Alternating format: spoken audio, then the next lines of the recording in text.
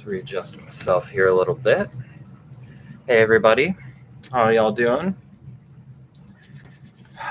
We've got a few emailed portions, and I'm sorry if this angle's weird. I'm working with my Logitech cam. I've got the TV right here in front of me so I can see the live chat, so I can see y'all if y'all are saying anything interesting, any questions, anything like that. We do have a couple things emailed already, so we're gonna just take a minute, wait till about 7:01, and we'll get questions started.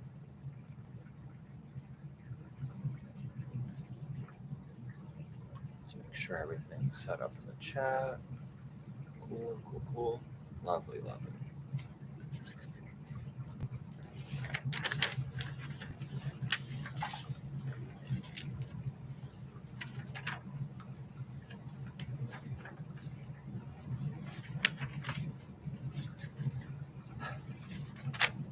All right, we've given everybody about a minute to head in. So let's start with we're just going to go in chronological order for the questions that have been emailed thus far. So first question, what is your opinion on the border crisis? Well, I would disagree with the characterization. If you look at the evidence, I wouldn't exactly characterize it a crisis. First off, we're primarily the instigators for why people are wanting to leave their home countries and come to ours. We're constantly committing economic instability in these regions. So first off, as Jill Stein likes to often say, maybe not being the cause of so many people needing to immigrate in the first place would be a really good solution to that. But again, to call it a crisis when there's so many other things economically draining our country is a bit miscalculated, because we could economically afford and resource-wise to encompass these big influx of immigrants if the rich were paying their fair share and if we weren't spending hundreds of billions of dollars overseas every year. So we could do it. We could be a super equitable society. Question number 2. How do we get Congress to be more loyal to the desires of Americans than lobbyists?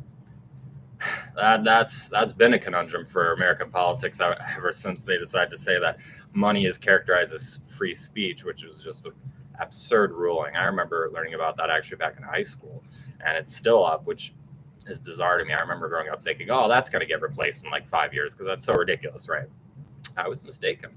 So, I mean, really the messaging doesn't need to change that much. It's just the intensity. I think there are a lot of people in the progressive movement that are seeing, and even some on the right as well, that, hey, our influence actually isn't that significant, and our people in Congress are far more often going to vote based on who's giving them more money than who's actually voting for them. And so we just have to keep pushing that messaging a lot harder, and we have to elect people that are willing to stick to that. I see a lot of people, especially on the Democratic side, my opponent Brad Schneider especially loves to talk a big game about like, oh, equality, and we need to make our rich pay our fair share and stuff like that. But he accepts over $1 million from just AIPAC alone. You need to elect people like, not to get too self-centered, but me and other Greens and other people who reject super PACs and these millionaires who are going to influence their decisions over yours. So I think that's pretty much the key that we need to push. And question number 3. Why do you talk about St. Porphyrius so much? Because I think it is the best individual example of the hypocrisy of the whole Zionist movement. Zionism very much, especially in America and evangelical circles, is painted as something that's positive for Christianity. And they love to delve into a bunch of Islamophobia and paint all the Islamic world as negative towards Christianity and stuff like that. But St. Porphyrius shows us that it was built during the 400s AD, and the empires that ruled it most of the time were the Mamluks, the Fatimids, the Abbasids, the Umayyads, and the Ottomans. And if you know anything about those empires, those were all Muslim empires, and some of them were very militant. And in fact, the Ottomans were committing 3 genocides simultaneously against 3 Orthodox Christian communities, the Greeks, the Assyrians, and the Armenians, all at once, while they controlled St. Porphyrius. And yet, St. Porphyrius was not destroyed.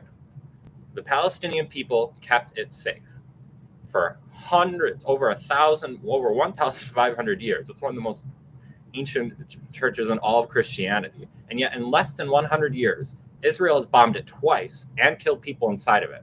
So when people immediately assume that Zionism is on the side of Christianity, I like to point that out and say, are you so sure And then, of course, evolved beyond that because there's also the Armenian quarter in Jerusalem, which is facing, while not being bombed, heavily oppressed, very much trying to be financially kicked out of their ancestral land. It's called the Armenian quarter for a reason. They've been there for a long, long time, since Christianity started. So it's a very good example. And also, to get to the Greek angle, it shows the Greek government's hypocrisy, because if you look at the embassies and stuff like that, especially with the recent unfortunate bombing of a church in Syria, they were very quick to call that out and, ring the bells of justice, so to speak, about that, and justifiably so. But the thing is, it's been over. It was within the first month of post-October 7th that Papoudias got hit the first time. I have not seen a single statement from any of these embassies of Greece in the United States or Australia, etc., say anything about it this whole time. And they try to, portray themselves as they're all about the Greek community. This is a safe space for Greeks. We are for Greeks ourselves. But really, are you so sure? Because you're supporting the state that literally bombed a Greek church and killed Greeks in it, and you have said nothing about it. You have been completely silent about it. That is just, it really boils my blood, and it shows the very blatant hypocrisy going on here, that they're not actually supporting Christianity or the Orthodox people or the Greek people or any of the people in the East Mediterranean, quite frankly. Needless to say, nationalism has done a terrible, terrible effect to that whole region. It was once the most prosperous in the world, and now it is constantly, historically, within the last 100 years, been beset by so much violence. I mean, the 3 genocides I just previously mentioned, but there was also this Srebrenica genocide. There's also the fact that Israel itself is basically built on genocide and is currently committing genocide in Gaza. So how the Ottoman Empire broke apart was very not well replaced, shall we say, and that is still having consequences to us today. Sorry, I went on a bit of a side tangent there at the end. Question number 4. What separates your platform, from Schneider the most? Probably foreign policy. I think that's where we are going to be the most different. It's not the only thing that we differ on. There are some things that we're broadly going to be similar on. For example, when it comes to legislation in particular, I think me and him are going to be very similar on LGBT issues, although verbally I might be a little bit more outspoken about it than him, but that's nitpicking right there. And ultimately, votes matter more than rhetoric when it comes to if you're someone elected in Congress at the end of the day. Not that rhetoric is irrelevant, of course, but you know what I'm saying. But just foreign policy in general, he's very much supportive of the current ideology and the current agenda that has gotten us into so much problems. And it started all the way back, like when we got into Kosovo and how we allowed them to declare independence spontaneously, and then that allowed Russia to use the same tactic against Ukraine and Georgia. And so I'm like, yeah, that was very predictable. That was not a very wise decision. And also, when it comes to our support for Israel, even though Israel isn't really a good ally for Americans, I mean, they spy on Americans, the USS Liberty, hello. I mean, they're just really not an ally, and they destabilize the region and make the whole region less likely to ally with the United States or have economically positive relations with us.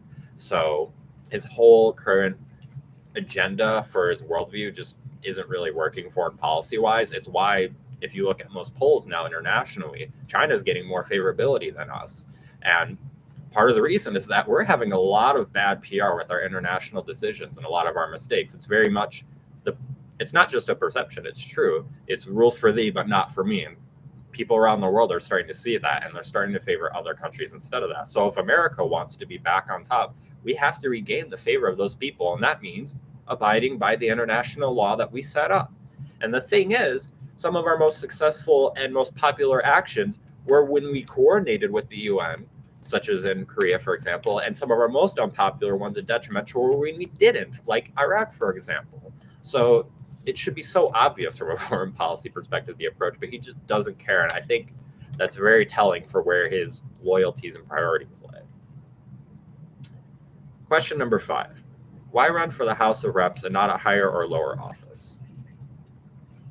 I'm interpreting higher or lower office to mean more local or more higher up, I think. That's how I'm going to take the question, at least. Well, a presidency wouldn't have been available in the 2026 run, so I would have had to wait to 2028. And the Senate seat, I ultimately wanted something a little bit more local. So that's why I chose the House, because the Senate seat would mean campaigning across an entire statewide race. And as someone who is obviously brand new to politics, I want to be some sense of humble and not throw myself too deep into the deep end. And also, I wasn't sure that Dick Durbin was going to retire, so that definitely changed my calculation with how I was running. Although I definitely have critiques of Dick Durbin, nowhere near the same critiques that I have with my current representative, Brad Schneider. And last cycle, there was someone who was talking about, Palestine and Gaza and calling out his things much in the same way I was. His name's Austin James Ming. But unfortunately, he didn't file his intent to run properly. And so he literally got no votes. And I'm like, wow, if the anti-war resistance in this district is literally 0 votes, then I have to do something. So don't get me mistaken. I do not wish to run, but I have to run because nobody else is doing it. And we, the American people, just can't keep living like this. And the reason why it's not something more local is because every single human being only has so many strengths, and I'm trying to play to my strengths. I'm far more familiar with international law relative to the average American politician than local law. So that's going to be my main strength to improve things for people around me materially, stick to your strengths and all that. So I only got 5 questions emailed. So we'll chill for another minute or two. And if nobody else gets any questions in the chat, then I think, everything actually worked for the first time. I've never hosted a live stream, even on my regular YouTube channel, that's about gaming. So, but so far this has been working out and relatively functional.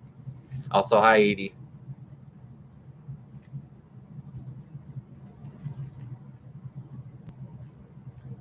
And while I'm waiting, I guess I'll just explain. So the reason why I have the Greek and Palestinian flags is because I think Greek-Palestinian solidarity is very important. Some of what I talked about earlier with St. Perfidius, but also if you look broadly at the history of some of the Greek suffering, in particular the Greek genocide, which some of my ancestors experienced, in particular from the Pontus region. It's just so identical to what the Palestinians are going through.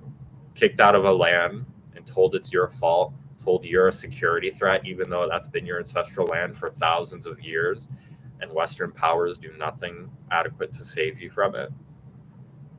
Could I be talking about Palestine or the Greek genocide? It genuinely applies equally to both. So I think to get justice and recognition for the Greek genocide and the suffering that that's caused, we should ally ourselves with all people that Eastern Mediterranean that have had similar experiences. And as I alluded to earlier, there are plenty. The Turkish community was very much made of actually several refugees that were forcefully exiled or killed, and their families had to flee, of course, from Greece simply because they converted to Islam. And then obviously there's the Srebrenica genocide, the Greek, Armenian, and Syrian genocides I talked about earlier. And so there's been a lot of suffering in that region within the last 150 years or so. It's caused a lot of political instability. It's why the American empire is getting involved in Iraq and that area so often. And I think if all communities do the brave decision of admitting, hey, we've done crimes too, we've committed atrocities to them as well, those communities will be more likely to acknowledge the pain that they've caused you in return. So I don't think that the Greek people are ever going to get the Turkish government to acknowledge the Greek genocide, unfortunately, unless we, as the Greek community, the Greek diaspora, acknowledge the atrocities that we committed against the Muslim community in Greece. And then if we do that, that strengthens our position and incentivizes Turkey and the Turkish diaspora to accept and acknowledge our pain and our serious suffering. So yeah, with that, I don't see any more questions in the chat. So I'm going to end that today, just a short 15-minute one. But we'll try to do these once every month. I'll post immediately as soon as I have a plan of when to do that. So yeah, thanks for chatting and love y'all. Have a good day. How do you still? Thank you for your time.